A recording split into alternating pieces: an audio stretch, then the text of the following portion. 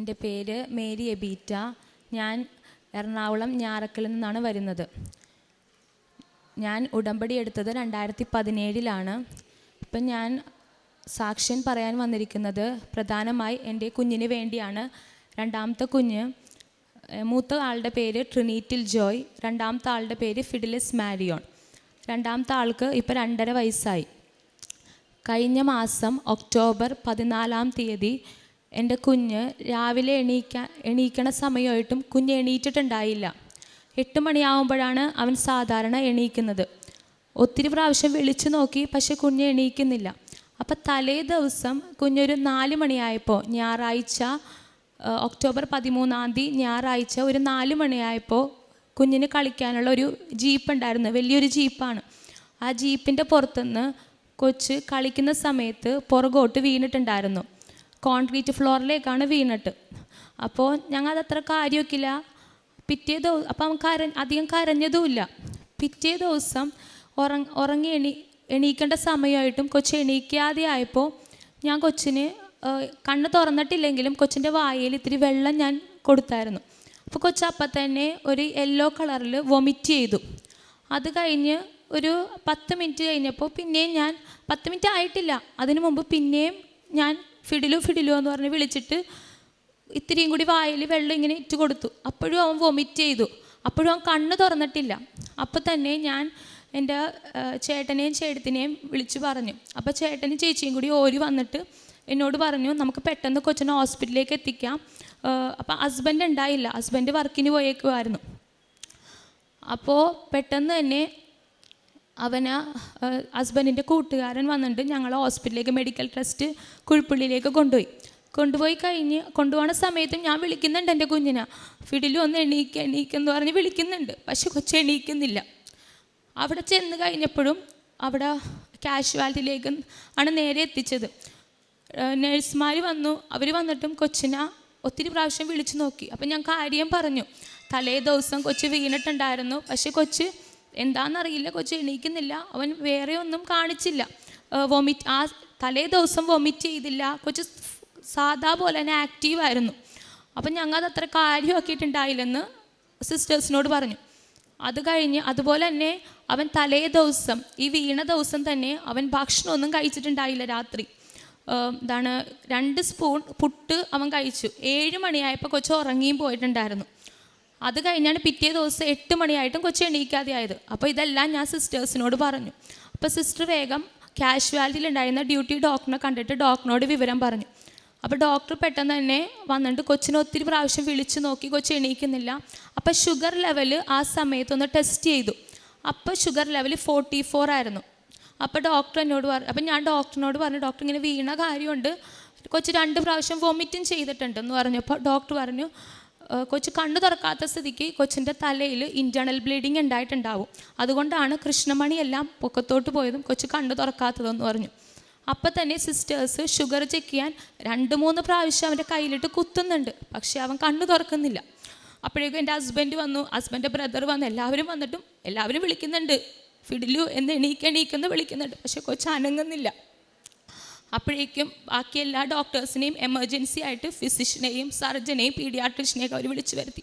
അപ്പോഴേക്കും 9 മണിയൊക്കെ കഴിഞ്ഞിട്ടുള്ളൂ. അപ്പോഴേക്കും ഡോക്ടേഴ്സൊക്കെ വന്നിട്ട് ഡോക്ടേഴ്സൊക്കെ ഇത് തന്നെ. അപ്പോൾ ഹസ്ബൻഡ് വന്നപ്പോൾ തന്നെ വീണതിൻ്റെ വീഡിയോ കാണിച്ചു ഡോക്ടറിന്. അപ്പോൾ ഡോക്ടർ പറഞ്ഞു, ഇതെന്തായാലും ഇൻറ്റേർണൽ ബ്ലീഡിങ് ആയിരിക്കും, നമുക്ക് എമർജൻസി ആയിട്ട് കൊച്ചിനെ CT സ്കാൻ കയറ്റണം, നമുക്കല്ലാതെ വേറെ ഒന്നും ചെയ്യാനില്ല, അത് കഴിഞ്ഞ് നമുക്ക് അത് എന്താണെന്ന് അറിഞ്ഞാൽ മാത്രമേ നമുക്ക് നെക്സ്റ്റ് സ്റ്റെപ്പിലേക്ക് മെഡിസിൻ സ്റ്റാർട്ട് ചെയ്യാൻ പറ്റുള്ളൂ എന്ന് പറഞ്ഞു. അപ്പോഴേക്കും എൻ്റെ അമ്മ വന്നിട്ടുണ്ടായിരുന്നു. അപ്പോൾ അമ്മ എന്നോട് പറഞ്ഞു, പെട്ടെന്ന് തന്നെ ഫ്രാൻസിസ് ബ്രദറിനെ വിളിച്ച് കാര്യം പറ, ഫ്രാൻസിസ് ബ്രദർ കൃപാസനത്തിലേക്ക് വിളിച്ച് പറഞ്ഞോളൂ എന്ന് പറഞ്ഞു. ഞാൻ ഇമ്മീഡിയറ്റ് ആയിട്ട് ഫ്രാൻസിസ് ബ്രദറിനെ വിളിച്ചിട്ട് ഞാൻ പറഞ്ഞു, ബ്രദറെ, എൻ്റെ കുഞ്ഞിങ്ങനെ ഹോസ്പിറ്റലിലാണ്, കാഷ്വാലിറ്റിയിലാണ്, ഇങ്ങനെയാണ് പറയണത്, എനിക്ക് എന്ത് ചെയ്യണമെന്ന് എനിക്കറിയില്ല, 2.5 വയസ്സേ ആയിട്ടുള്ളൂ, ഡോക്ടർ ഒന്ന് ഫ്രാൻസിസ് ബ്രദർ ഒന്ന് വിളിച്ച് കൃപാസനത്തിലേക്ക് ഒന്ന് പറയാമോ എന്ന് ചോദിച്ചു. അപ്പോൾ ബ്രദർ പറഞ്ഞു, ബേബിറ്റ് ഒന്നുകൊണ്ട് ടെൻഷൻ അടിക്കണ്ട, മാതാവ് കൂടെയുണ്ട്, മാതാവിനോട് ഞാൻ കൃപാസനത്തിൽ വിളിച്ച് ഞാൻ പറഞ്ഞേക്കാം, അവിടെ ഇപ്പം തന്നെ പ്രാർത്ഥന തുടങ്ങും, ബേബിറ്റ് ധൈര്യപൂർവ്വം ഇരുന്നോളാൻ പറഞ്ഞു. ഞാൻ ഓക്കെ എന്ന് പറഞ്ഞിട്ട് ഞാൻ നേരെ കാഷ്വാലിറ്റിയിലേക്ക് ചെന്നു. അപ്പോഴും ഡോക്ടേഴ്സ് ഇത് തന്നെ പറഞ്ഞുകൊണ്ടിരിക്കണം, അപ്പോഴും കൊച്ചനങ്ങിയിട്ടില്ല. അപ്പോൾ വന്ന് ഷുഗർ ചെക്ക് ചെയ്തപ്പോൾ അത് കഴിഞ്ഞ് കുറച്ചു നേരം കഴിഞ്ഞ് ചെക്ക് ചെയ്തപ്പോഴേക്കും ഷുഗർ ലെവൽ 33 ആയി. അപ്പോഴേക്കും ഡോക്ടേഴ്സ് പറഞ്ഞു നമുക്ക് എന്തായാലും CTക്ക് കയറ്റാം, എന്തായാലും നമ്മൾ ഇതുവരെ ഒരു മെഡിസിൻ നമ്മൾ സ്റ്റാർട്ട് ചെയ്തിട്ടില്ല, കൊച്ചി ഇപ്പം എണീക്കുമോ എന്ന് വിചാരിച്ചിട്ടും കൊച്ചി എണീക്കുന്നില്ലല്ലോ എന്ന് പറഞ്ഞു. അപ്പോഴേക്കും എൻ്റെ അമ്മ വന്നിട്ട് കൃപാസനത്തിലെ തൈലം എടുത്ത് കൊച്ചിൻ്റെ നെറ്റിയിൽ കുരിശ് വരച്ച് കഴിഞ്ഞപ്പോഴേക്കും അവിടെ നിന്നേച്ച ഒരു സിസ്റ്റർ പറഞ്ഞു, ചേച്ചി കൃപാസനത്തിലാണോ? അങ്ങനെയാണെങ്കിൽ നെറ്റിയിലല്ല, ശരീരം ഫുള്ളും അങ്ങാട് ആ തൈലം പുരട്ടണം എന്ന് പറഞ്ഞു. അപ്പോഴേക്കും അമ്മ ശരീരം ഫുള്ളും അത് പുരട്ടി. അത് കഴിഞ്ഞ് അപ്പം ഞാൻ ചേട്ടയോട് പറഞ്ഞു, ചേട്ടേ ഫ്രാൻസിസ് ബ്രദർ പറഞ്ഞത് സാക്ഷ്യം പറയണമെന്നാണ് പറഞ്ഞത്, നമുക്ക് സാക്ഷ്യം പറയണോട്ടാ ചേട്ടേ എന്ന് പറഞ്ഞു. അപ്പം ചേട്ട പറഞ്ഞു ആടിയെന്ന് പറഞ്ഞു. അത് കഴിഞ്ഞ് CTക്ക് കൊച്ചിനെ കൊണ്ടുപോണ സമയത്തും കൊച്ചനങ്ങിയിട്ടില്ല. CTയുടെ മുമ്പിലെത്തിയപ്പോഴേക്കും ചേട്ടയോട് ഞാൻ പിന്നെയും പറഞ്ഞു, ചേട്ട എന്തായാലും പറയണം.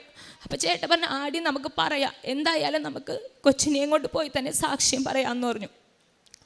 കൊണ്ടുപോയി കൊച്ചിനെ കയറ്റി കഴിഞ്ഞപ്പോഴേക്കും കൊച്ച് CTയിലെ മെഷീനിലേക്ക് കൊച്ചിനെ കിടത്തിയപ്പോഴേക്കും അതുവരെയും കണ്ണു തുറക്കാത്ത എൻ്റെ കുഞ്ഞ് ആ സമയത്ത് കണ്ണൊന്ന് തുറന്ന് എന്നെ നോക്കിയിട്ട് അമ്മയെന്ന് എന്നെ വിളിച്ചു. അത്ര നേരം കൊച്ചിന് ഒരു അനക്കം ഉണ്ടായിട്ടില്ല. 8 മണി മുതൽ 10 മണി ആയപ്പോഴാണ് CTക്ക് കയറ്റിയത്. 10 മണി വരെ എൻ്റെ കൊച്ചിനനങ്ങിയിട്ടില്ല. അത് കഴിഞ്ഞ് CTയുടെ റിസൾട്ട് കാത്ത് ഞങ്ങൾ നിൽക്കുമായിരുന്നു. അപ്പോൾ ചേട്ടയുടെ ഒരു ഫ്രണ്ട് വന്നിട്ട് ഞങ്ങളോട് പറഞ്ഞു, മിക്കവാറും ഇൻറ്റേർണൽ ബ്ലീഡിങ് ഉണ്ടെന്നാണ് ഞാൻ കേട്ടത്, നമുക്ക് ആസറിലേക്ക് റെഫർ ചെയ്യാം, അങ്ങനെയാണെങ്കിൽ ഡോക്ടേഴ്സിനോടൊന്നും പറയണ്ട, നമുക്ക് അങ്ങനെ ചെയ്യാം എന്ന് പറഞ്ഞു. അപ്പം ഞങ്ങളുടെ ഉള്ളിൽ അത്രയ്ക്ക് ടെൻഷൻ. അപ്പം ഞാൻ മാതാവിനോട് പറഞ്ഞു, മാതാവേ ഞാൻ പറഞ്ഞതല്ലേ സാക്ഷ്യം പറഞ്ഞേക്കാന്ന്, എൻ്റെ കുഞ്ഞിനെ എനിക്ക് തിരിച്ച് തന്നെ 2.5 വയസ്സേ ആയിട്ടുള്ളൂ എൻ്റെ കുഞ്ഞിനെന്ന് പറഞ്ഞു. അപ്പം അത് കഴിഞ്ഞ് ഒരു 10 മിനിറ്റ് ആവണതിന് മുമ്പ് ഡോക്ടർ വന്നു. ആദ്യം കാഷ്വാലിറ്റി ഡോക്ടർ വന്നിട്ട് പറഞ്ഞു നോർമലാണ് കൊച്ചിന്, ഒരു കുഴപ്പമില്ലെന്ന് പറഞ്ഞു. അപ്പം എനിക്കിപ്പോൾ ആദ്യം സമാധാനമായി. പക്ഷെ എന്നാലും അതിന് മുമ്പേ ഒരാൾ വന്നിങ്ങനെ ഇൻറ്റേർണൽ ബ്ലീഡിങ് ഉണ്ടെന്നിങ്ങനെ പറഞ്ഞപ്പോൾ എൻ്റെ ഉള്ളിലൊരു ഏതാ സത്യമെന്ന് എനിക്ക് വിശ്വസിക്കാൻ പറ്റാനുണ്ടായില്ല. അത് കഴിഞ്ഞ് കാഷ്വാലിറ്റി ഡോക്ടറിനോട് ഞാൻ ചെന്ന് ചോദിച്ചു, ഡോക്ടർ അപ്പോൾ എന്തെങ്കിലും കുഴപ്പമുണ്ടോ എന്ന് ചോദിച്ചപ്പോൾ ഡോക്ടർ ഇല്ല, ഒരു കുഴപ്പമില്ലെന്ന് പറഞ്ഞു. അപ്പോൾ പീഡിയാട്രിഷ്യൻ വന്നിട്ട് പീഡിയാട്രിഷ്യൻ പറഞ്ഞു കൊച്ചിനൊരു കുഴപ്പമില്ല, പക്ഷെ തലയുടെ അവിടെ എവിടെയോ ഒരു ചെറിയൊരു സ്പാർക്ക് പോലെ കാണുന്നുണ്ടെന്ന് പറഞ്ഞു. അപ്പോഴും എനിക്ക് ടെൻഷനായി. അപ്പോഴും ഞാൻ മാതാവിനോട് പറഞ്ഞു, മാതാവേ ഞാൻ വന്ന് സാക്ഷ്യം പറഞ്ഞേക്കാം, എൻ്റെ കുഞ്ഞിനൊന്നും ഉണ്ടാവല്ലേ എന്ന് പറഞ്ഞു. അത് കഴിഞ്ഞ് ഡോക്ടർ വന്ന് അപ്പം ഞാൻ കാഷ്വാലിറ്റി ഡോക്ടറിനോട് എന്ന് ചോദിച്ചു, ഡോക്ടറെ പീഡിയാട്രിഷ്യൻ ഡോക്ടർ ഇങ്ങനെയാണല്ലോ പറയണത് എന്ന് പറഞ്ഞു. അപ്പോൾ ഡോക്ടർ പറഞ്ഞു, ഫിസിഷ്യൻ വന്നപ്പോഴേക്കും അപ്പോൾ ഫിസിഷ്യൻ പറഞ്ഞു അത് ഒന്നുമില്ല എടോ, അത് കൊച്ചുങ്ങൾ CTക്ക് കയറ്റുമ്പോൾ കൊച്ചുങ്ങളാണെങ്കിൽ അവർ തല അനക്കിയിട്ടുണ്ടെങ്കിൽ വെറുതെ ഒരു ഇതവിടെ കാണിക്കും, അതാണ്. അല്ലാണ്ട് കൊച്ചിനെ CTയുടെ അവിടെ ഇരുന്ന് വെച്ചാൽ റേഡിയോളജി ഡോക്ടർ പറഞ്ഞേക്കണം കൊച്ചിന് ഒരു കുഴപ്പമില്ലെന്നാണ് പറഞ്ഞേക്കണത്, കൊച്ചിൻ്റെ തല ഫുള്ളി നോർമലാണ്, വേണമെങ്കിൽ താൻ നോക്കിക്കോ, ഇതിൽ നോക്കിക്കോ എന്ന് പറഞ്ഞു. അപ്പോഴും ചേട്ടയുടെ ബ്രദറിന് വിശ്വാസമാവണില്ല. അപ്പോഴും പീഡിയാട്രിഷ്യൻ്റെ അടുത്ത് ബ്രദർ ചെന്നിട്ട് ഡോക്ടറിനോട് ഒന്നും കൂടി ചോദിച്ചപ്പോൾ ഡോക്ടറാണ് കൊച്ച് ഫുള്ളി നോർമലാണ്, കൊച്ചിനൊരു കുഴപ്പമില്ലെന്ന് പറഞ്ഞു. ഞാൻ ഉറച്ച് വിശ്വസിക്കുന്ന എൻ്റെ മോനെ മാതാവ് ആ സമയത്ത് ആ ഇൻറ്റേർണൽ ബ്ലീഡിങ് തലേന്ന് എടുത്ത് മാറ്റിയതാണെന്ന് ഞാനും എൻ്റെ ഭർത്താവും ഒരേപോലെ വിശ്വസിക്കുന്നു. അത് കഴിഞ്ഞ് ഒരു 5 മിനിറ്റ് കഴിഞ്ഞപ്പോഴേക്കും ഡോക്ടർ വന്ന് പറഞ്ഞു ഷുഗർ ലെവൽ കുറയണത് ചിലപ്പോൾ തലേ ദിവസം കൊച്ച് ഭക്ഷണം കഴിക്കാത്തതായിരിക്കാം, നമുക്ക് എന്താണെങ്കിലും കൊച്ചിനിപ്പോൾ ഇൻറ്റേർണൽ ബ്ലീഡിങ് ഇല്ലെന്ന് നമുക്ക് തെളിഞ്ഞിട്ടുണ്ട്, ഇനി നമുക്ക് നേരെ കൊച്ചിനെ ICUവിലേക്ക് ഷിഫ്റ്റ് ചെയ്യാം, കാരണം കൊച്ചിന് ഫ്ലൂയിഡ് സ്റ്റാർട്ട് ചെയ്യണം, വേറെ ഒരു കുഴപ്പവും കൊച്ചിനില്ല, കൊച്ചിന് കുറച്ച് നേരം കഴിയുമ്പോൾ കൊച്ചിന് എല്ലാം നോർമൽ ആയിക്കോളൂ എന്ന് പറഞ്ഞു. നേരെ ഒരു 11 മണി കഴിഞ്ഞപ്പോഴേക്കും ICUവിലേക്ക് അവനെ ഷിഫ്റ്റ് ചെയ്തു. കറക്റ്റ് 1 മണിയായപ്പോൾ എൻ്റെ കുഞ്ഞ് എണീറ്റ് ഞാൻ ക്യാൻറ്റീനിൽ പോയി കൊച്ചിന് കഞ്ഞി മേടിച്ചിട്ട് വന്നു. കഞ്ഞിയും പപ്പടവും മേടിച്ചിട്ട് വന്നപ്പോൾ കൊച്ച് ആ കഞ്ഞി ഫുള്ളും കുടിച്ച്. അത് കഴിഞ്ഞ് എന്നോട് ചോദിച്ചു അമ്മയെ കഞ്ഞിയെന്ന്, പിന്നെ പാപ്പോ എന്ന് പറഞ്ഞ് വയറ് കാണിച്ചു തന്നു. പിന്നെയും ഒരു ഇച്ചിരിയും കൂടി മേടിച്ചു കൊടുത്തപ്പോൾ കുഞ്ഞ് അത് ഫുള്ളും കുടിച്ച്. അങ്ങനെ അപ്പം ഷുഗർ ചെക്ക് ചെയ്തുകൊണ്ടിരുന്നു, എല്ലാം നോർമലായി. പിറ്റേ ദിവസം ഞങ്ങൾ ഹോസ്പിറ്റലിൽ നിന്ന് നേരെ റൂമിലേക്ക് മാറി. റൂമിൽ നിന്ന് ഞങ്ങൾ അപ്പം തന്നെ പിറ്റേ ദിവസം രാവിലെ തന്നെ ഡിസ്ചാർജ് മേടിച്ചു. അത് കഴിഞ്ഞ് ഒരാഴ്ച കഴിഞ്ഞപ്പോൾ കൊച്ചിന് വയറുവേദന വന്നു. അപ്പോൾ വയറുവേദന വേറെയുടെയാണല്ലോ എന്നോർത്ത് ഞാൻ ചേട്ടയോട് പറഞ്ഞു വേറെയുടെ ഇരിക്കും, നമുക്ക് അത് ഹോമിയോ അല്ലേ കഴിക്കുന്നത്, നമുക്ക് കൊച്ചിന് ഹോമിയോ ഡോക്ടറിൻ്റെ അടുത്ത് കൊണ്ടുപോകാമെന്ന് പറഞ്ഞു. അപ്പോൾ ചേട്ടൻ പറഞ്ഞു ആന്ന് പറഞ്ഞു. അപ്പം ഞങ്ങൾ അന്ന് പള്ളിയിൽ പോയിട്ട് തിരിച്ചു വരുമായിരുന്നു. കൊരട്ടിപ്പള്ളിയിൽ പോയിട്ട് തിരിച്ചു വരുന്ന സമയത്ത് കൊച്ചിന് ഭയങ്കരമായിട്ട് വയറുവേദന കാണിച്ചിട്ട് കൊച്ചിങ്ങനെ കമന്ന് കിടക്കുന്നു കാറിൻ്റെ ഉള്ളിൽ. അപ്പോൾ മെഡിക്കൽ ട്രസ്റ്റിൽ ഡോക്ടർ അന്ന് ലീവായിരുന്നു, ദീപാവലിയുടെ അന്നായിരുന്നു. അപ്പോൾ ഞങ്ങൾ വേഗം ഹോമിയോ ഡോക്ടറിൻ്റെ അടുത്തോട്ട് കയറ്റി അവന് വിരയുടെ മരുന്നും സ്റ്റാർട്ട് ചെയ്തു. 3 days ആയിരുന്നു മരുന്നിൻ്റെ. അപ്പം ഞാൻ 3-ാം ദിവസം മരുന്ന് തീർന്ന് കഴിഞ്ഞിട്ട് ഇവൻ്റെ വയറുവേദനക്ക് ഒരു ശമനമില്ല. അപ്പം കൊച്ചു വയറുവേദന എന്ന് പറഞ്ഞ് കമന്ന് കിടക്കും. അപ്പോൾ അന്ന് മരുന്ന് തീർന്ന് അന്ന് ഉച്ചക്ക് കൊച്ചു ഉറക്കത്തിൽ കിടന്ന് വയറുവേദന എന്ന് പറഞ്ഞ് കരയുന്നു. അപ്പോൾ ഉറക്കത്തിൽ കിടന്ന് കരഞ്ഞപ്പോൾ എനിക്ക് പെട്ടെന്ന് പേടിയായി. അപ്പം ഞാൻ വേഗം ചെന്ന് ചേട്ടയുടെ ഫ്രണ്ടിനെ വിളിച്ചു. അപ്പോൾ അവൻ എന്നോട് പറഞ്ഞു അവൻ കല്യാണം കഴിക്കാൻ വന്ന കുട്ടി ഇപ്പോൾ പീഡിയാട്രിഷ്യൻ MD എടുത്തുകൊണ്ടിരിക്കുക. അപ്പം ഞാൻ അവളോട് ചോദിച്ചു, കൊച്ചിനിങ്ങനെ വയറുവേദന വരുന്നുണ്ട്, 3 ദിവസമായി ഞാൻ വിരയുടെ മരുന്ന് കൊടുക്കുന്നു, പക്ഷെ കൊച്ചിന് ഒരു കുറവുമില്ല, കൊച്ചു വയറുവേദന എന്ന് പറഞ്ഞ് കരയുവാണ്, പുറക്കത്തിൽ പോലും കൊച്ചു കരഞ്ഞെന്ന് പറഞ്ഞു. അപ്പം എന്നോട് പറഞ്ഞു, ചേച്ചി അങ്ങനെയാണെങ്കിൽ അപ്പൻഡിക്സിൻ്റെ ആയിരിക്കും, കൊച്ചിന് പെട്ടെന്ന് തന്നെ ഹോസ്പിറ്റലിലേക്ക് കൊണ്ടുപോയിക്കോ, മെഡിക്കൽ ട്രസ്റ്റിലേക്ക് കൊണ്ടുപോയിക്കോളാം പറഞ്ഞു. ഞാൻ അപ്പം തന്നെ മെഡിക്കൽ ട്രസ്റ്റിൽ ബുക്ക് ചെയ്തിട്ട് ഞാൻ ചേട്ടയോട് എന്ന് പറഞ്ഞു, ചേട്ടേ നമുക്ക് എന്തായാലും സാക്ഷ്യം പറയണം, ആഴ്ചകളെ കഴിഞ്ഞിട്ടുള്ളൂ, കൊച്ചിനെ നമ്മ മാതാവിന് കൊടുത്ത വാക്കാണ്, മാതാവ് നമുക്ക് നമ്മുടെ കുഞ്ഞിനെ തിരിച്ചു തന്നെങ്കിൽ നമ്മൾ മാതാവിനോട് സത്യസന്ധത പുലർത്തണം, നമുക്ക് എന്തായാലും പറയണം ചേട്ടേ. ഇപ്പം മെഡിക്കൽ ട്രസ്റ്റിൽ കൊണ്ടുപോകുമ്പോൾ കൊച്ചിന് ഒരു കുഴപ്പമില്ലെന്ന് ഡോക്ടർ പറയണമെങ്കിൽ കൊച്ചിനെയും കൊണ്ട് നമുക്ക് എന്തായാലും സാക്ഷ്യം പറഞ്ഞേ പറ്റുള്ളൂ എന്ന് പറഞ്ഞു. ചേട്ടൻ പറഞ്ഞു പറഞ്ഞേക്കാം എന്ന് പറഞ്ഞു.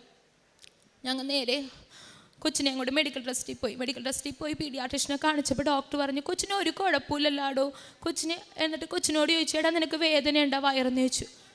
ഇല്ലെന്ന് പറഞ്ഞ് കൊച്ചു തലയാട്ടി ഇങ്ങനെ കാണിച്ചു. പിന്നെ ഈ നിമിഷം വരെ എൻ്റെ കുഞ്ഞിന് വയറുവേദന വന്നിട്ടില്ല. കൊച്ചിനെ ഞാൻ വിശ്വസിക്കുന്നു മാതാവ് അത് പൂർണ്ണമായി എൻ്റെ കുഞ്ഞിൽ നിന്ന് എടുത്ത് മാറ്റിയതാണെന്ന് ഞാൻ പൂർണ്ണമായി വിശ്വസിക്കുന്നു. അതുപോലെ തന്നെ ഞാൻ 2017 ആദ്യമായി തപസ് ധ്യാനം കൂടാനായിട്ടാണ് ഞാൻ ഇവിടെ വന്നത്. ആ തപസ് ധ്യാനം കൂടെ തന്നെ ഞാൻ ഉടമ്പടിയും എടുത്തായിരുന്നു. ഉടമ്പടി എടുക്കണത് എൻ്റെ വിവാഹം നടക്കാൻ വേണ്ടിയാണ് ഞാൻ ഉടമ്പടി എടുക്കുന്നത്. ഞാൻ ഒക്ടോബറിലാണ് ഫസ്റ്റ് വീക്കാണ് ഉടമ്പടി എടുക്കണതും തപസ് ധ്യാനം കൂടണതും. അത് കഴിഞ്ഞ് ഞാൻ വീട്ടിൽ ചെന്ന് നവംബറിൽ മരിയൻ തീർത്ഥാടനത്തിനും ഞാൻ കൂടിയായിരുന്നു. അപ്പോൾ ആകെ ഒരു ഇതെന്ന് പറഞ്ഞാൽ വിവാഹം നടക്കണം, എൻ്റെ വീട്ടിലെ എല്ലാ കാര്യങ്ങളും മാതാവ് എനിക്ക് നടത്തി തന്നെ ഉണ്ടായിരുന്നു. കാരണം ഞാൻ കോൺവെൻറ്റിലായിരുന്നു 3.5 വർഷം, സിസ്റ്ററാവും പോയിട്ട് തിരിച്ച് വന്നതാണ്. അപ്പോൾ അതിൻ്റെതായ കുറേ പ്രശ്നങ്ങൾ എനിക്കുണ്ടായിരുന്നു. അപ്പോൾ പിന്നെ എൻ്റെ വീട് ചെറുതായിരുന്നത് കൊണ്ടും എൻ്റെ വിവാഹങ്ങൾ വരുന്നവരെല്ലാം വീട് ചെറുതാണെന്ന് പറഞ്ഞാൽ പോയിക്കൊണ്ടിരുന്നേച്ചത്. അപ്പോൾ അതെല്ലാ ടെൻഷനും കൊണ്ടാണ് ഞാനിവിടെ വന്നത്. അപ്പം ഞാൻ മാതാവിനോട് പറഞ്ഞു, എനിക്ക് എൻ്റെ മാതാപിതാക്കൾക്കും എൻ്റെ സഹോദരനും യോജനായ ഒരു മകനെ, ഒരു കുടുംബത്തിനെ ആയിരിക്കണം മാതാവ് എനിക്ക് തന്നെ എന്ന് പറഞ്ഞാണ് ഞാനിവിടെ വന്ന് പ്രാർത്ഥിച്ചത്. നവംബറിൽ എന്നെ ചേട്ടൻ വന്ന് പെണ്ണ് കാണാൻ വന്നു. അത് കഴിഞ്ഞ്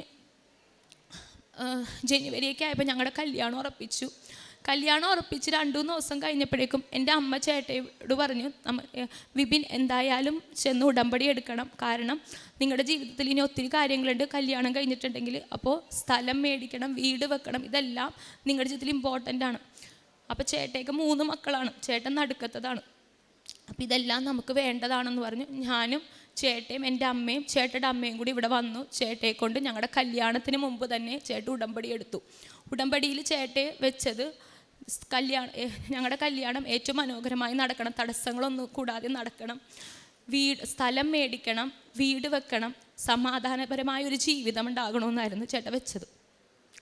അതുപോലെ തന്നെ വിവാഹം നടന്നു, ഏറ്റവും മനോഹരമായി നടന്നു. അതിനുശേഷം ഞങ്ങൾ 1 വർഷം തികയണതിന് മുമ്പ് ഞാൻ ഗർഭിണിയാവുകയും അത് കഴിഞ്ഞ് ഞാൻ 5 സെൻറ്റ് സ്ഥലത്തിന് വേണ്ടിയാണ് എൻ്റെ മാതാവിനോട് ഞാൻ ഇവിടെ വന്ന് ചോദിച്ചത്. പക്ഷേ എനിക്ക് മാതാവ് ചേട്ടയുടെ വീടിൻ്റെ അടുത്ത് തന്നെ 10 സെൻറ്റ് സ്ഥലം മാതാവ് എനിക്ക് തന്നു. 10 സെൻറ്റ് സ്ഥലവും തന്നു. അതുപോലെ തന്നെ അവിടെ കഴിഞ്ഞതിന് മുമ്പത്തെ വർഷം ഞാൻ വീട് വെച്ചു. അപ്പോൾ വീട് വെക്കുന്ന എല്ലാ മാസവും ഞാനും എൻ്റെ ഹസ്ബൻഡും എൻ്റെ കുഞ്ഞുങ്ങളായിട്ട് ഇവിടെ വരാറുണ്ട്. ഇന്നീ നിമിഷം വരെ 1 മാസം പോലും ഞാൻ ഡെലിവറി കഴിഞ്ഞ് 3 മാസം റെസ്റ്റിന് വേണ്ടി നിന്നതല്ലാതെ 1 മാസം പോലും എൻ്റെ മാതാവിനെ കാണാതിരിക്കാണ്ട് ഞാൻ നിന്നിട്ടില്ല. ഞാൻ അത് ഓർത്തില്ലെങ്കിലും എൻ്റെ ഹസ്ബൻഡ് പറയും എന്നോട്, എടി കൃപാസനത്തിൽ പോകാമെന്ന് പറഞ്ഞ് ഞങ്ങൾ മുടക്കം കൂടാതെ ഇവിടെ വരാറുണ്ട്. അതുപോലെ ഞാൻ മാതാവിൻ്റെ അടുത്ത് എൻ്റെ വീട് പണി കഴിഞ്ഞ് താമസിച്ച് കഴിഞ്ഞപ്പോൾ ഒരു ദിവസം ജനുവരി 1 താമസിച്ചു. ജനുവരി 28 എന്തോ ആയപ്പോൾ രാത്രി ഞാൻ ചൂടുവെള്ളം എടുത്തതാണ്, ഒരു കുഞ്ഞിക്കലത്തിൽ ചൂടുവെള്ളം എടുത്തതാണ്. അപ്പോൾ എൻ്റെ കുഞ്ഞിൻ്റെ മേത്തോട് എൻ്റെ മോൻ എന്നെ വിളിച്ചപ്പോൾ, മൂത്ത ആളെന്നെ വിളിച്ചപ്പോൾ തിരിഞ്ഞപ്പോൾ കുഞ്ഞിൻ്റെ മേത്തോട്ട് വെള്ളം വീഴാതിരിക്കാൻ ഞാനത് ഇങ്ങനെ ചരിച്ചപ്പോൾ നേരെ എൻ്റെ മേത്തോട്ട് തന്നെ ഫുള്ളും വീണു. അപ്പോൾ എൻ്റെ കാലിൻ്റെ തൊട ഫുള്ളും ചൂടുവെള്ളം, തിളച്ച വെള്ളമായിരുന്നു, ഫുള്ളും പൊള്ളിപ്പോയി. പിറ്റേ ദിവസം ആയുർവേദ മരുന്ന് എനിക്ക് എൻ്റെ അപ്പനും അമ്മയും കൂടി കൊണ്ടുവന്ന് തന്നു. അത് ഞാൻ തേച്ചു, പക്ഷേ അത് ഒരു കുറവുണ്ടായില്ല. അത് കഴിഞ്ഞ് ഒരാഴ്ച കഴിഞ്ഞപ്പോൾ എന്നോട് ഡോക്ടർ ആയുർവേദ മരുന്ന് നമ്മൾ തേക്കുമ്പോൾ കുളിക്കാൻ പാടില്ലെന്ന് പറഞ്ഞിട്ടുണ്ടായിരുന്നു. അപ്പം ഞാൻ ഒരാഴ്ച കുളിച്ചില്ല. അത് കഴിഞ്ഞ് പിന്നത്തെ ഞാൻ കുറയാതെ ആയപ്പോൾ അത് ഹോമിയോ ഡോക്ടറിൻ്റെ അടുത്ത് പോയി. അപ്പോൾ അത് പഴുക്കാൻ തുടങ്ങിയിട്ടുണ്ടായിരുന്നു. അപ്പോൾ ഡോക്ടറും തന്നു എനിക്ക് മരുന്ന്, അവിടെ തേക്കാൻ ഓയിൽമെൻറ്റ് തന്നു. ഒരു കുറവുണ്ടായില്ല. നല്ല വേദനയായിരുന്നു എനിക്ക്. എന്നാലും ഞാൻ ഒരുവിധം എൻ്റെ വീട്ടിലെ ജോലികളൊക്കെ ഞാൻ തന്നെ ചെയ്യുമായിരുന്നു. എന്നാലും ഡ്രസ്സിങ്ങിനും എല്ലാത്തിനും നമ്മൾ നോക്കണം, കാരണം ഫുൾ തൊടയും പൊള്ളിയിരിക്കണേ, തൊലി ഫുള്ളും പോയിട്ടുണ്ടായിരുന്നു എൻ്റെ. അപ്പോൾ ഒരു ദിവസം വൈകുന്നേരം പ്രാർത്ഥന എത്തിക്കുന്ന സമയത്ത്, സന്ധ്യാപ്രാർത്ഥന ചെല്ലുന്ന സമയത്ത് എൻ്റെ മൂത്ത മോൻ എന്നോട് പറഞ്ഞ്, അമ്മേ മാതാവിൻ്റെ തൈലം എടുത്ത് പെരട്ടമ്മയെന്ന് പറഞ്ഞു. അപ്പം അപ്പോഴാണ് ഞാൻ ഓർത്തത്, അതുവരെ ഞാൻ ഓർത്തിട്ടുണ്ടായില്ല. ഞാൻ വേഗം എൻ്റെ മോൻ ആ തൈലം എടുത്തിട്ട് വന്ന് എൻ്റെ കാലിൻ്റെ അവിടെ എൻ്റെ മോൻ തന്നെ എന്നെ പെരട്ടി തന്നിട്ട് പത്രം എടുത്ത് ഞാൻ അവിടെ വെച്ചു. 2 ദിവസവും കൂടി ആയില്ല, പഴുത്തിരുന്നേച്ചാൽ പൊള്ളിയിരുന്ന സ്ഥലം ഫുള്ളും ഒരു പാട് പോലും ഇല്ലാതെ സാധാ പോലെ ഉണങ്ങിക്കിട്ടി എനിക്ക്. അതിൻ്റെ പരിശുദ്ധ മാതാവ് ആ തൈലത്തിലൂടെ എന്നെ അനുഗ്രഹിച്ചതാണെന്ന് ഞാൻ പൂർണ്ണമായി വിശ്വസിക്കുന്നു. അതുപോലെ തന്നെ എനിക്ക് എൻ്റെ വീട്ടിൽ നിന്ന് തന്നത് 5 സെൻറ്റ് സ്ഥലം എനിക്ക് തന്നിട്ടുണ്ടായിരുന്നു. അപ്പോൾ എനിക്ക് ഒത്തിരി പ്രശ്നങ്ങൾ കാരണം എനിക്ക് കടത്തിൻ്റെ അല്ലാതെ എനിക്ക് ഒരു ഡിപ്രഷൻ മൂഡിലായപ്പോഴേക്കും എനിക്ക് ആ സ്ഥലം എങ്ങനെയെങ്കിലും എനിക്കൊന്ന് വിറ്റ് പോകണമെന്നുണ്ടായിരുന്നു. അങ്ങനത്തെ ഒരു അവസ്ഥ എനിക്ക് വന്നപ്പോൾ ഞാൻ കാണാൻ പാടില്ലാത്ത ആ വീട്ടിൽ വെച്ച് കണ്ടു. അപ്പോൾ എനിക്ക് ഉൾക്കൊള്ളാൻ പറ്റുന്നുണ്ടായില്ല ആ വീട്. അപ്പം നല്ല സ്ഥലമായിരുന്നു, നല്ലൊരു പ്രോപ്പർട്ടി ആയിരുന്നു. എൻ്റെ അപ്പൻ അത്രയും ആഗ്രഹത്തോടെ മേടിച്ചതാണ്, എനിക്കത് തന്നതുമാണ് അവർ. പക്ഷേ അവസാനം എൻ്റെ അപ്പനും അമ്മ പോലും പറഞ്ഞു, എന്നാൽ വിറ്റേക്കടി എന്ന് പറഞ്ഞു. അപ്പം അത് ഞാൻ എങ്ങനെയെങ്കിലും അതിൻ്റെ തലേന്നൊന്ന് പോകാൻ ഞാൻ ഒത്തിരി പ്രാർത്ഥിക്കുമായിരുന്നു. പക്ഷേ ഒരു ദിവസം ഞാനൊരു സാക്ഷ്യം കേട്ടു. പുറത്തോട്ട് പോകാൻ, UK പോകാൻ ഒരു മകന് പറ്റാതെ ആയപ്പോൾ ആ മകൻ IELTS എഴുതി പ്രായം കവിയാറായി.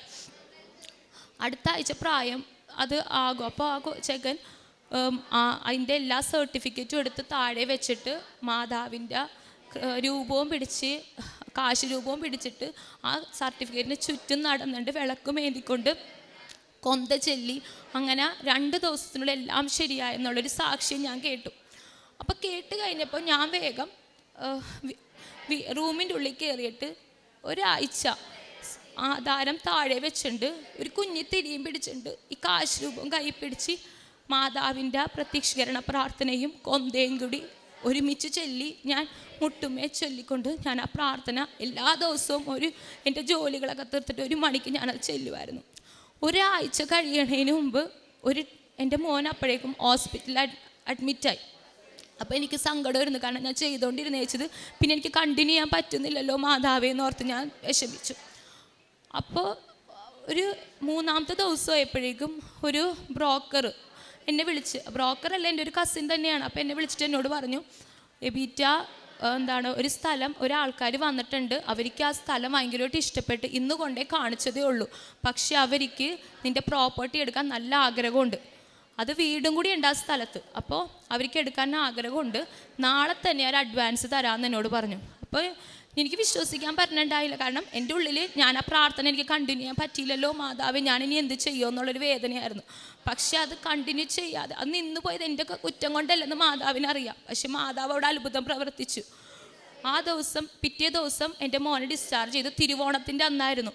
അന്ന് എനിക്ക് അവർ ഫാമിലി ആയിട്ട് വന്നിട്ട് എൻ്റെ കയ്യിൽ അഡ്വാൻസ് തന്നു. 6 മാസം തികയുന്നതിന് മുമ്പ്, ഞങ്ങളുടെ പുതിയ വീട്ടിലേക്ക് ഞങ്ങൾ താമസിച്ച് 2 മാസം ആവുന്നതിന് മുമ്പ് എനിക്ക് അവർ ഫുൾ പേയ്മെൻറ്റും ചെയ്ത് രജിസ്റ്റർ ചെയ്ത് എല്ലാം കഴിഞ്ഞ് ആ വീട് എൻ്റെ കയ്യിൽ നിന്ന് പോയി. എനിക്ക് അത്രയും സമാധാനവും സന്തോഷം കിട്ടിയൊരു കാര്യമില്ല, കാരണം ഞാൻ അത്രയ്ക്കും ഡിപ്രഷനിലായിരുന്നു. അതെൻ്റെ കയ്യിൽ നിന്ന് പോകണം, കാരണം എനിക്ക് അങ്ങനത്തെ ഒരു അവസ്ഥയായിരുന്നു എനിക്കും എൻ്റെ ഹസ്ബൻഡിനും. പക്ഷെ അത് മാതാവ് എനിക്ക് ചെയ്തു തന്നതാണെന്ന് ഞാൻ പൂർണ്ണമായി വിശ്വസിക്കുന്നു. അതുപോലെ തന്നെ 2017 മുതൽ ഇന്നീ നിമിഷം വരെ ഞാൻ മാതാവിനോട് എന്തെല്ലാം ചോദിച്ചിട്ടുണ്ടോ അത് എല്ലാം മാതാവ് ഒരു കാര്യം പോലും വിടാതെ എനിക്ക് ചെയ്തു തന്നിട്ടുണ്ട്. അത് എനിക്ക് മാത്രമല്ല, എനിക്ക് ഏറ്റവും വലുത് നല്ലൊരു ഹസ്ബൻഡിനെ തന്നു, നല്ലൊരു കുടുംബം തന്നു, എന്നെ അത്രയ്ക്ക് സ്നേഹിക്കുന്ന ഒരു അപ്പനെയും അമ്മനെയും സഹോദരങ്ങളെയും തന്നു എനിക്ക്. അതിനും ഞാനും എൻ്റെ മാതാപിതാക്കളും എൻ്റെ കുടുംബവും മാതാവിനോട് എന്നും കടപ്പെട്ടിരിക്കുന്നു. അമ്മേ മാതാവേ നന്ദി. 17-14 കർത്താവെ എന്നെ സുഖപ്പെടുത്തണമേ, അപ്പോൾ ഞാൻ സൗഖ്യമുള്ളവനാകും. എന്നെ രക്ഷിക്കണമേ, അപ്പോൾ ഞാൻ രക്ഷപ്പെടും. അങ്ങ് മാത്രമാണ് എൻ്റെ പ്രത്യാശ. മേരി അബിത എന്ന് പറയുന്ന ഈ മകൾ ജീവിത പങ്കാളിയോടും കുഞ്ഞിനോടുമൊപ്പം പരിശുദ്ധമ്മയുടെ തിരുനടയിൽ വലിയ സന്തോഷത്തോടും നന്ദിയോടും കൂടി ജീവിതാനുഭവങ്ങളെ പങ്കുവയ്ക്കുകയാണ്. ഈ കുഞ്ഞിനുണ്ടായ ഒരപകടം, ആ വീഴ്ച ആ കുഞ്ഞിനെ മരണകരമായ അവസ്ഥയിലേക്ക് എത്തിക്കുന്നത്, അത് വലിയ തോതിൽ കുടുംബത്തിൻ്റെ എല്ലാ സാഹചര്യങ്ങളെയും മാറ്റിമറിക്കുന്നത്, ഉറക്കത്തിൽ നിന്ന് ഉണരാതെ കുഞ്ഞ് വളരെ തളർച്ചയിലേക്ക് പോകുന്ന മണിക്കൂറുകൾ, പരിശുദ്ധമ്മയിൽ ആശ്രയിച്ചുകൊണ്ട് ഈ കുടുംബം നടത്തിയ വലിയ പരിശ്രമങ്ങൾ, വളരെ പ്രത്യേകിച്ച് ഉടമ്പടി തൈലം മുഴുവൻ പൂശിക്കൊണ്ട് സ്കാനിങ്ങിന് മുമ്പ് കുഞ്ഞിൻ്റെ കണ്ണൊന്ന് തുറന്നു കിട്ടുന്നതിന് വേണ്ടി ഇവർ നടത്തിയ പ്രാർത്ഥനയും ഇവരുടെ ജീവിതത്തിൻ്റെ അമ്മ മാതാവിലുള്ള ആശ്രയത്വവുമാണ് ആദ്യം പങ്കുവയ്ക്കുന്നത്. 2017 മുതൽ ഉടമ്പടി എടുക്കുകയും പരിശുദ്ധ കൃപാസന മാതാവിൻ്റെ തിരുനടയിൽ വന്ന് ഓരോ മാസവും പ്രാർത്ഥനാപൂർവം ജീവിതത്തെ സമർപ്പിക്കുകയും ചെയ്യുന്നുവെന്ന് മകൾ ഇവിടെ ആവർത്തിച്ച സാക്ഷ്യത്തിൽ പറയുന്നുണ്ട്. അമ്മ മാതാവിനുള്ള സ്ഥിരമായ ബന്ധം, വിശ്വസ്തതയുള്ള ജീവിതം, ക്ലേശങ്ങളിലും ജീവിതത്തിൻ്റെ ദുഃഖ നിമിഷങ്ങളിലും അമ്മയിൽ ആശ്രയിക്കുവാനുള്ള വലിയ മനസ്സ്, അത് എപ്പോഴും ആപത്സന്ധികളിൽ മകൾക്ക് തുണയും കരുത്തുമായി മാറുന്നതാണ് ആവർത്തിച്ച് സാക്ഷ്യപ്പെടുത്തുന്നത്. ഈ കുഞ്ഞിന് കിട്ടിയ അത്ഭുതകരമായ രോഗസൗഖ്യം, പിന്നീട് വയറുവേദന വന്നപ്പോഴും അതിൽ ലഭിച്ച രോഗസൗഖ്യം ഓരോന്നും ആവർത്തിച്ച് പറയുന്നുണ്ട്. അത് അമ്മ മാതാവിൻ്റെ വിശുദ്ധ തൈലം, ഉടമ്പടി തൈലം പുരട്ടിയതിലൂടെ മാത്രം, മറ്റ് മരുന്നോ ലേപനമോ ഔഷധമോ ഒന്നുമല്ല, അമ്മ മാതാവിൻ്റെ ഉടമ്പടി തൈലത്തിലൂടെ മാത്രം പൂർണ്ണ ആരോഗ്യത്തിലേക്ക് കുഞ്ഞിനെ തിരികെ കിട്ടിയതിനെ സന്തോഷത്തോടെ സാക്ഷ്യപ്പെടുത്തുകയാണ്. മകളുടെ വിവാഹത്തെക്കുറിച്ചും മകൾ അതുപോലെ തന്നെ ജീവിതത്തിലെ മറ്റ് കാര്യങ്ങളെക്കുറിച്ചും സ്ഥലം വിറ്റുപോകുവാൻ വേണ്ടി നടത്തിയ പ്രാർത്ഥനയെക്കുറിച്ചും ഒക്കെ സാക്ഷ്യപ്പെടുത്തുന്നുണ്ട്.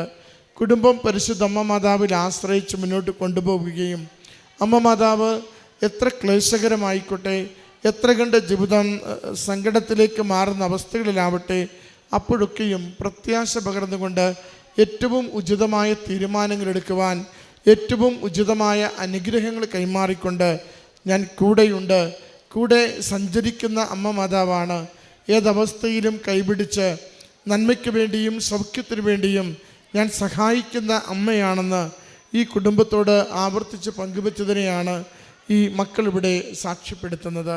ഇവർക്ക് ലഭിച്ച ഓരോ അനുഗ്രഹത്തെയും നന്ദിപൂർവ്വം ഓർത്തുകൊണ്ട് അമ്മ മാതാവിനും തിരുക്കുമാരനും കരഘോഷത്തോടു കൂടി ഈ സാക്ഷ്യം നമുക്ക് സമർപ്പിക്കാം. അത്യപൂർവ ദൈവാനുഭവങ്ങൾ ഇനി നിങ്ങൾക്കും സ്വന്തം. ഈ യൂട്യൂബ് ചാനൽ ഇതുവരെ സബ്സ്ക്രൈബ് ചെയ്തിട്ടില്ലെങ്കിൽ ഇപ്പോൾ തന്നെ സബ്സ്ക്രൈബ് ചെയ്യുക. ഈ വീഡിയോ ഇപ്പോൾ തന്നെ നിങ്ങളുടെ സുഹൃത്തുക്കൾക്ക് ഷെയർ ചെയ്തുകൊണ്ട് കർത്താവിൻ്റെ പ്രേക്ഷിതരാകുക.